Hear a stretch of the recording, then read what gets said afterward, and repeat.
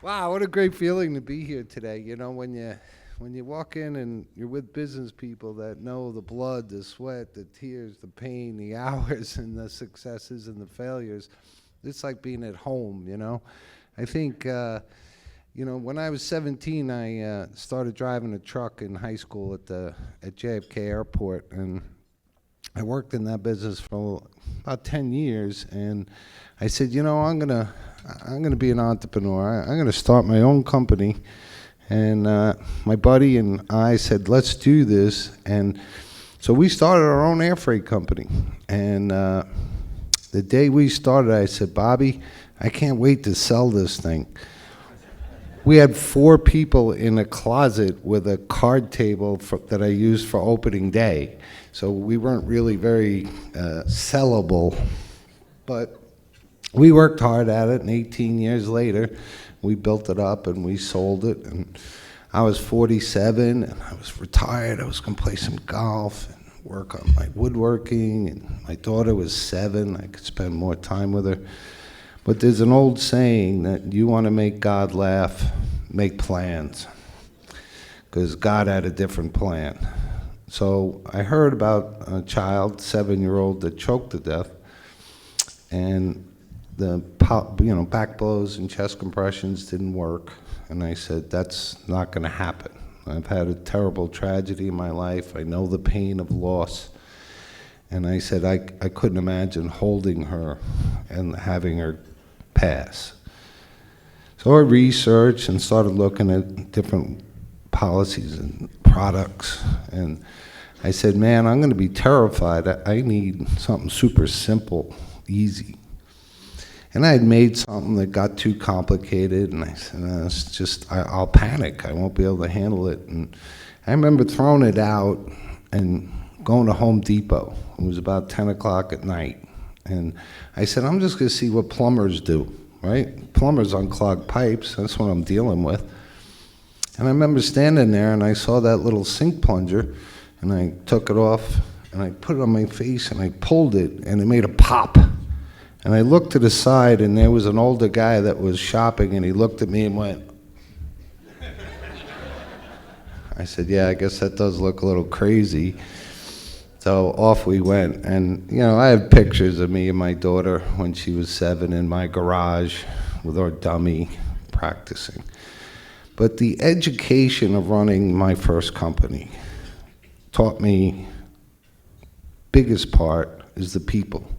You wing men, you wing women. And that's why I'm so excited today to actually praise our president, because I usually just beat her to death. But today I get to honor her. And, the qualities that a person in your life, your wing men, your wing women, are perfectly exemplified in our president. Suffered some challenges and tragedy early on. She rose up. She fought through it. She has courage. She has integrity. She has determination. And she's pretty funny, too. So all the qualities that you all know, you need to surround yourself with people. And, I almost cried already once today, so I'm going to try not to do that again. But you need people like Laura, our president, when you tackle the world. And I'll give you little numbers to show perseverance. In 2014, we saved 0 lives. 2015, we saved 0 lives. In 2016, we saved 4. 2017, we saved 6. 2018, we saved 9. 2019, we saved 26. 2020, we saved 52. 2021, 153. 2022, 357. 2023, 1,011 lives. 2024, 1,719 lives. And so far this year, 1,503 lives.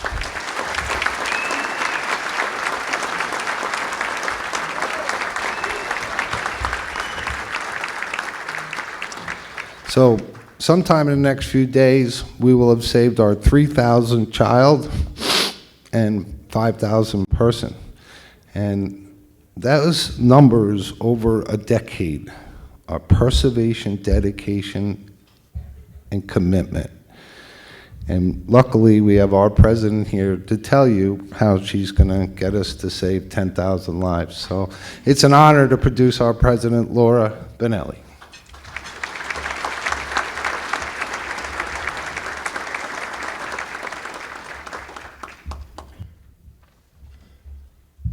I hope we got that on camera because he's never that nice.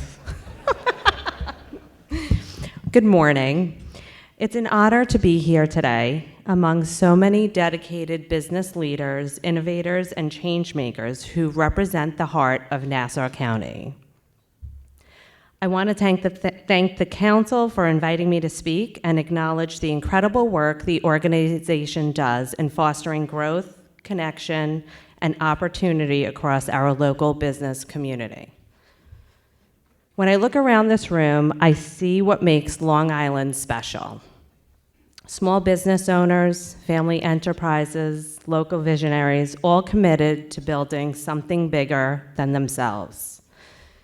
You represent not only economic strength, but also the values that define our community: resilience, compassion, and determination. For those who may not know me, I'm the president of LifeVac. As you know now, a Long Island-based company that has saved almost 5,000 lives, 3,000 of them being children, in 31 different countries. That's pretty incredible.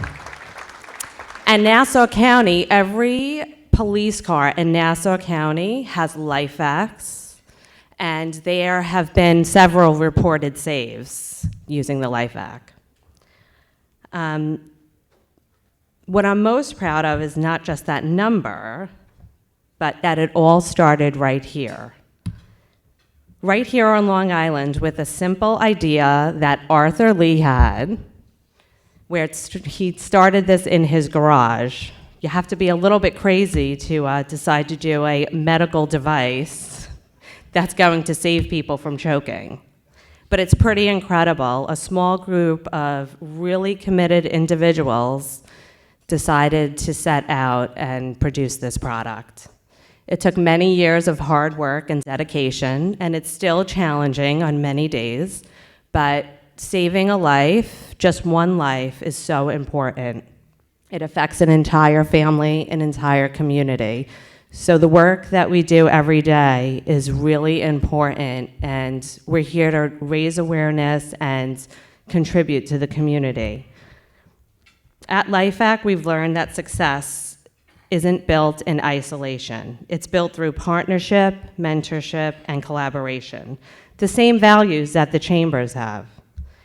As business leaders, we all share responsibility not just to grow our companies, but to give back, to create jobs, mentor the next generation, and reinvest in the communities that supported us. Because when local businesses thrive, so do our schools, our neighborhoods, and families.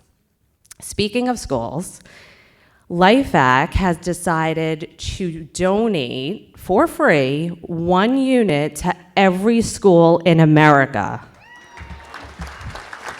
Our CFO is not very happy, but we are now in over 10,000 schools across the country, and we've had saves in schools. It's pretty incredible.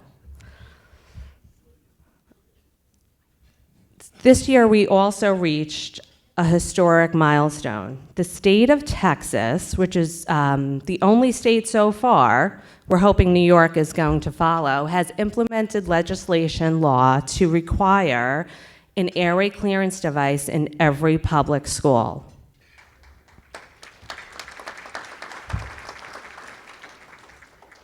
I want to leave you with this. The true measure of success isn't just in profit or growth, but in purpose and impact. Every product we sell, every job we create, every life we save ripples through the communities. We are all part of something greater, and together we can continue to make Long Island a place where innovation, compassion, and community thrive side by side.